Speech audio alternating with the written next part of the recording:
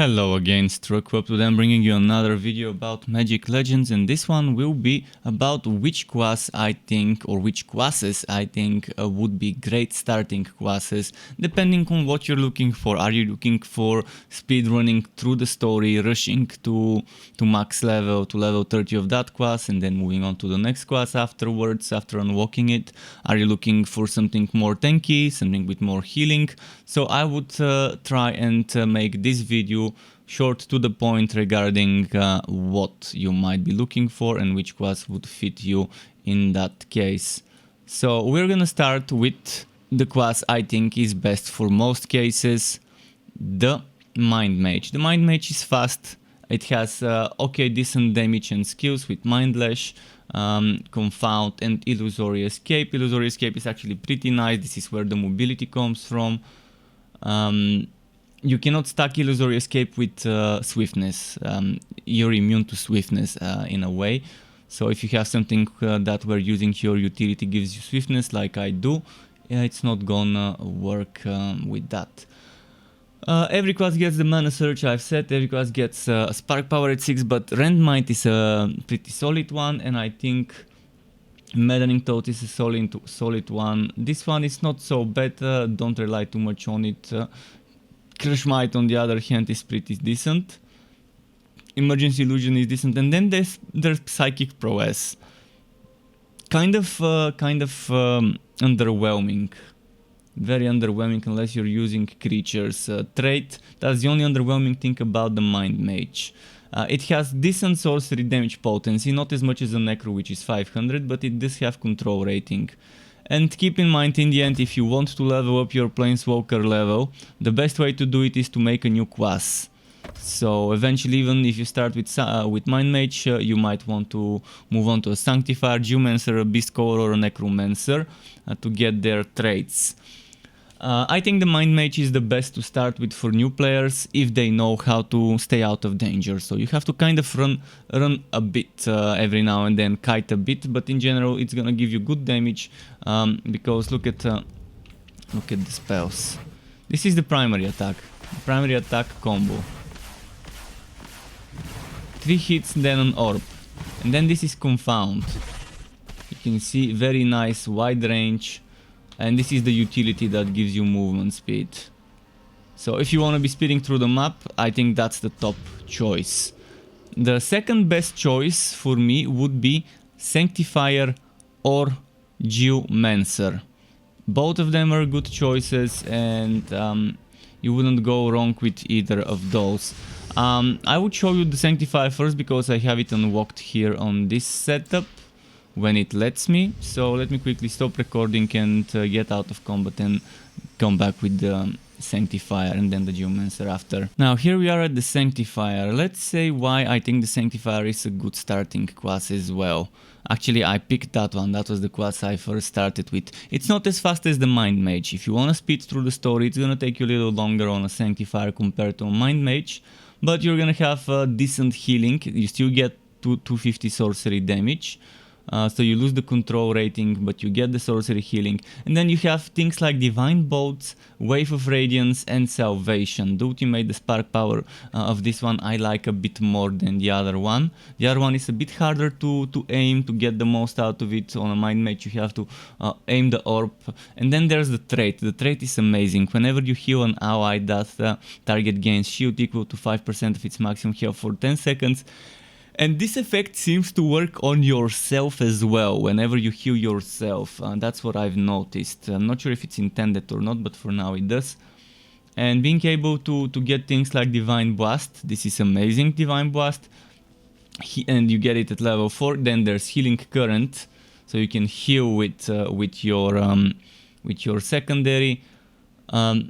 This one, it's fine, I don't count too much on it, but this one is pretty nice.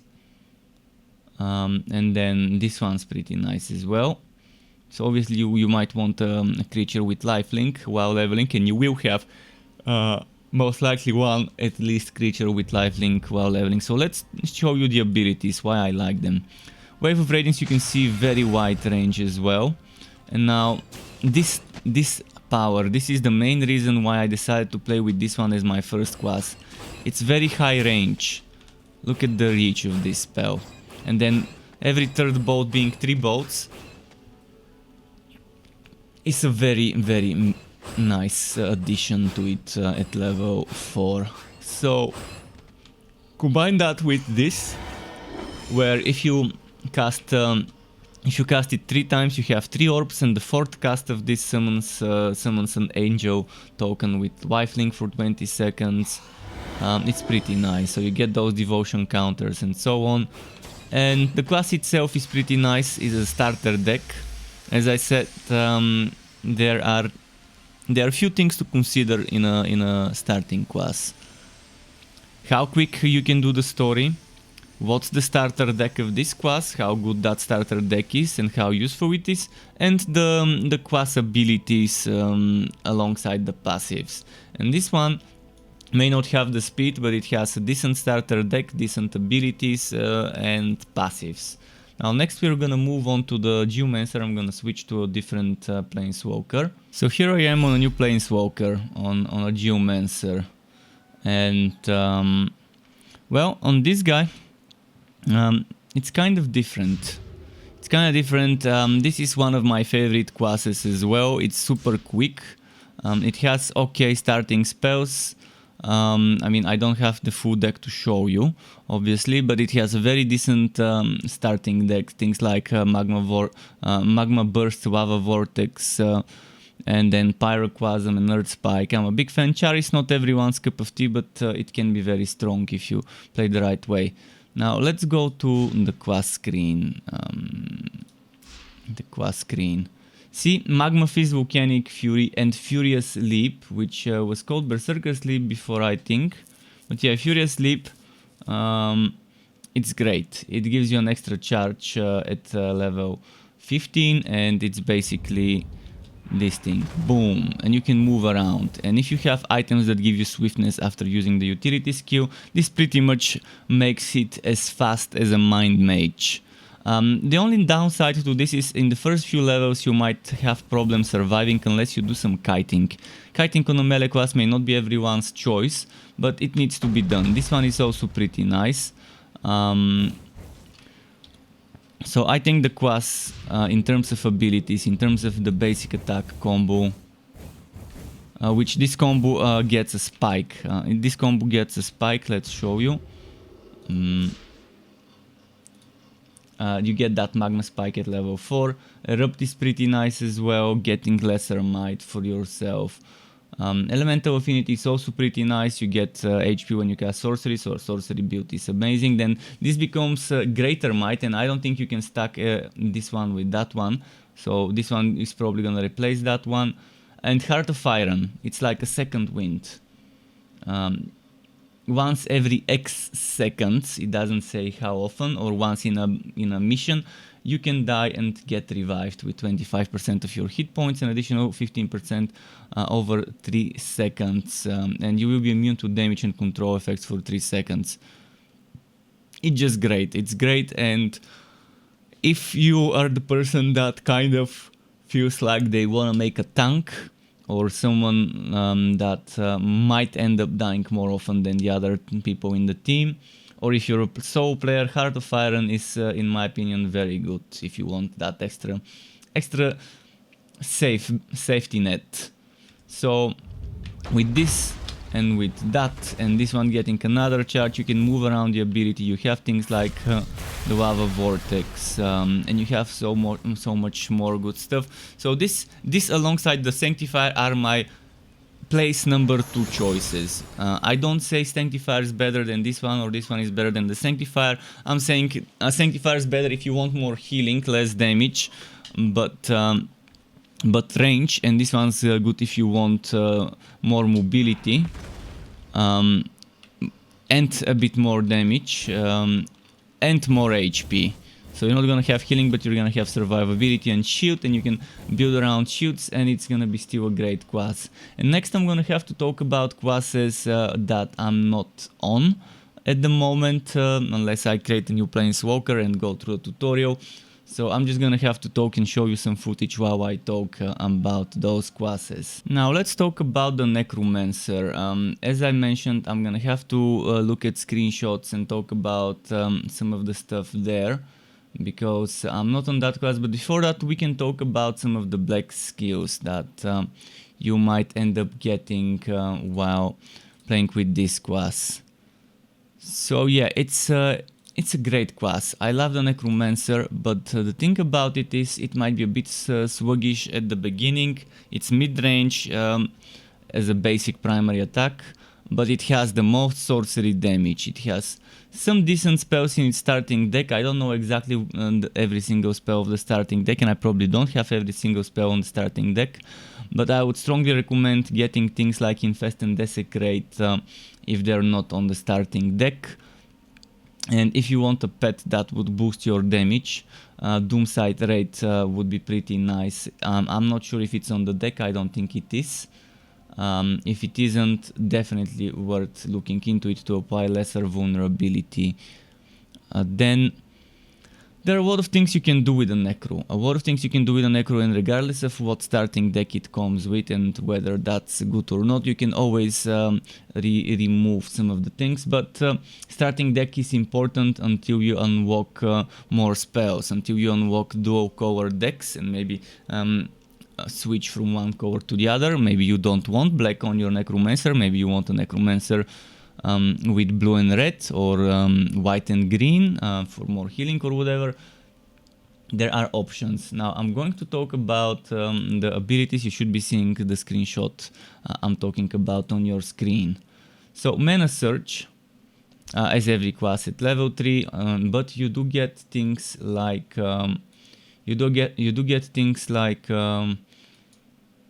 the basic, the primary attack, the secondary attack, and the utility as early as you create the hero. So Grim Siphon, Grave Upheaval, Soul Wither, you get ASAP. Grim Siphon, kind of underwhelming, but at least it can heal you. It's the only wife steal on hit that I know, not on kill but on hit. Grave Upheaval is decent because it does some damage and summons skeletons, and it can resummon those skeletons. Soul Wither, I love Soul Wither. Damage to over 5 seconds to foes around you. But the thing is, again, you have to be near you, and this is another source of heal on hit. So if you're with a Necro, you have the heal on hit, but you have to be close to mid-range to get the most out of it. Now, if we look at the passives, you're gonna see there's some interesting things like Trisa Crowd, creating an additional skeleton archer, Death Campaign. The spark power is amazing of that class, and it's more things that can heal you with lifesteal. Then there's things like Desperate Measures, which is not so bad, but Ether Absorption is the thing I like. Ether Absorption, whenever you cast a sorcery, heal for 5% of your maximum health over 3 seconds. So a nuclear sorcery fast cast build, amazing there. Maybe with Mana Surge for more mana again, maybe with green for mana again. Scavenging Horde, okay, it's not so bad, but yeah. Then Necrotic Burst, I love this. Whenever a creature you control dies, it deals 200% of its damage to foes around it over 5 seconds. And there's a ton of builds with this. You can do that AFK build where you're going to the toilet, you leave your build with creatures in a corner, and then a bunch of creatures would have died by the time you've returned without you taking much damage as a result of certain things that you can synergize it with. So yeah, Necrotic Burst is one of the good traits, unlike the one on the Mind Mage. So just like the Geomancer and the Sanctifier, I like the trait of this one. And I think, yeah, the only thing where this hero is not, why this hero is not at the top of my list is, well, it's a little bit sluggish and slow at the beginning, and you need to get that swiftness upon using utility, primary or secondary item. I would suggest the utility or the primary. but if you can find one with the secondary, if it exists, it's not gonna be too bad as well. Next I'm gonna move on to the Beastcaller, and again I'm gonna have to talk like this with screenshots. So the Beastcaller. The Beastcaller is not so bad in terms of mobility, but it's still kind of losing to some of the other classes like the Mind Mage or the Geomancer in terms of mobility. It has an okay starting deck. I don't have all the things from the starting deck here to show you. But it also has some nice synergies in terms of creature related stuff. So you have Wild Swash, melee, cleave nearby foes with your Ether Axe. Then you have Rending Throw, which is kind of ranged, and yeah, you mark a foe and killing a marked foe restores health to you and your companion. You have creature damage and creature health potency, which is pretty decent as passives.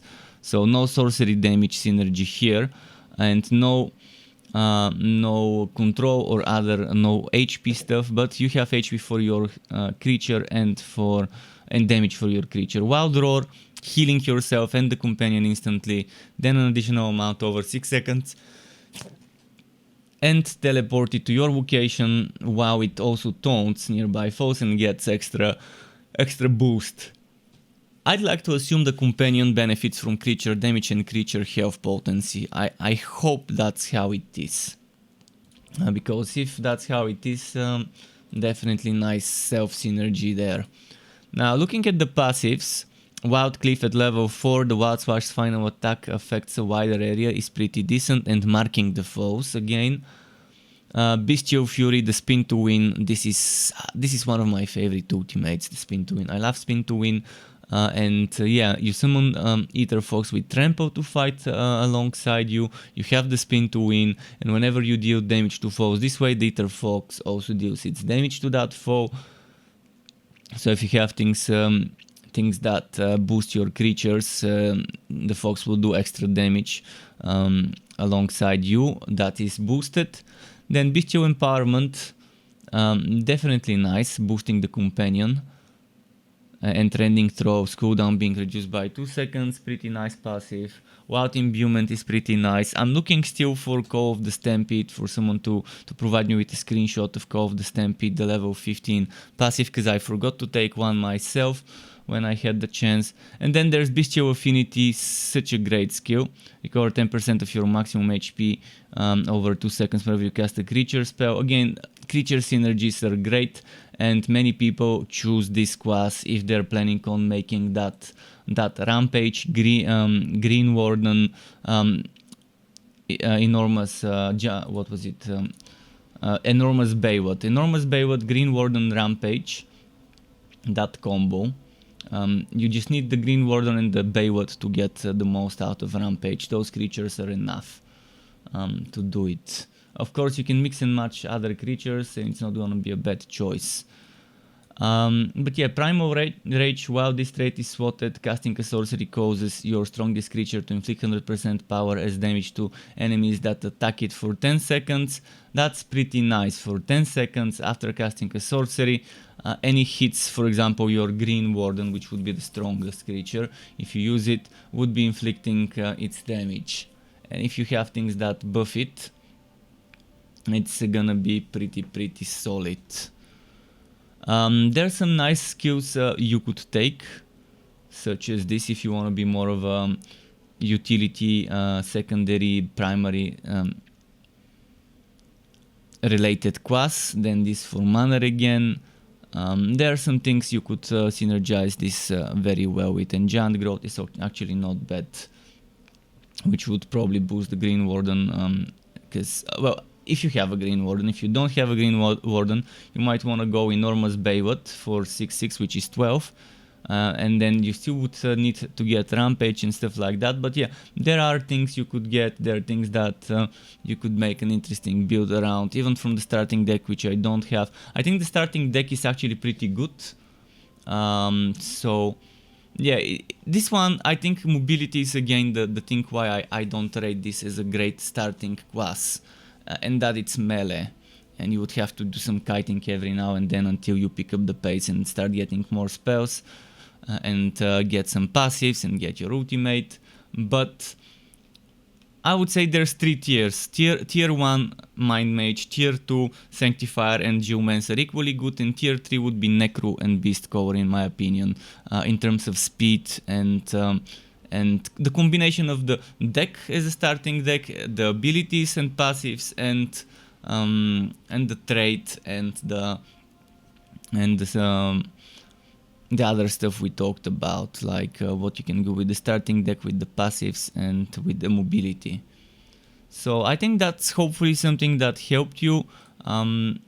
If there's something you would like to add that you think is untrue, or something that you've seen while playing a certain class, feel free to add it in the comments section. To get notified when I upload more content for this game or other games like this one, which would be wooters of all varieties, isometric, third-person ARPGs, wooter shooters, and all sorts of wooters like that, you could subscribe to my channel and hit that bell button to not miss out on my content updates. And optionally, you can even join as a member of the Struck Club on YouTube as a channel member to get access to exclusive perks such as special emotes custom made by me, special badges custom made by me that represents how many months you have been a member for, as well as opt-in of editing tutorials that I can give for Photoshop, Adobe Premiere, as well as shoutouts and things like that. And I would like to use this part of the video to thank all my YouTube members and Twitch subscribers. Thank you for supporting the channel and keeping me going. Thank you also for watching this video, everyone. Keep it cool, Struck Club. Until next time, and goodbye.